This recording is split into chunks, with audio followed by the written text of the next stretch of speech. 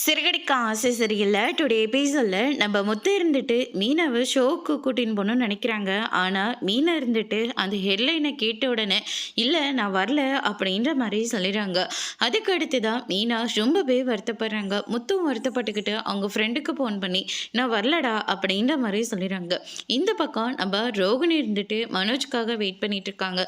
மனோஜும் வீட்டுக்கு வந்த உடனே ரொம்பவே சந்தோஷமாக ரோகிணியை கட்டிப்பிடிச்சு ஜீவா கொடுத்த பிளானு ரொம்பவே ஒர்க் அவுட் ஆகிடுச்சு. 4-5 ஆர்டரும் நமக்காக வந்திருக்கு அப்படின்ற மாதிரி சொல்லிடுறாங்க. இதை கேட்டோன்னே ரோகிணி இருந்துட்டு எதுவுமே ரியாக்ஷன் பண்ணாமல் இருந்ததுமே நான் இவ்வளோ பெரிய விஷயம் சொல்லியிருக்கேன் ஆனால் நீ எதுவுமே சொல்லாமல் இருக்க அப்படின்னு சொல்லிட்டு மனோஜ் வந்து கேட்குறாங்க. முதல்ல போய் டோரை சாத்திட்டு வாங்கன்னு சொல்லிட்டு டவலை ஒன்று வாயில் வச்சுக்க சொல்கிறாங்க. நான் யாருன்னு தெரியுமா? இந்த வீட்டில் இருக்கானே கிறிஷ், அவனுடைய அம்மா பேர் கல்யாணி. நீ இந்த வீட்டில் நீ மட்டும்தான் அவனை ரொம்பவே கஷ்டப்படுத்திட்டு இருக்க. அவனை நீ சந்தோஷமாக பார்த்துக்கணும். வெளியில் அவன் பசியோடு இருக்கான். அதனால் நீ போயிட்டு அவனுக்கு பசியாத்து அப்படின்ற மாதிரி சொல்லிடுறாங்க.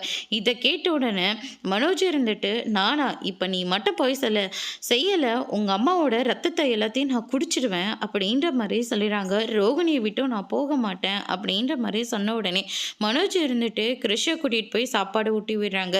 எல்லாருமே பயங்கர அதிர்ச்சியில் இருக்காங்க. பத்தாவதுக்கு நம்ம விஜயாவும் பிடிச்சி மனோஜை வந்து திட்டிக்கிட்டு போயிடுறாங்க.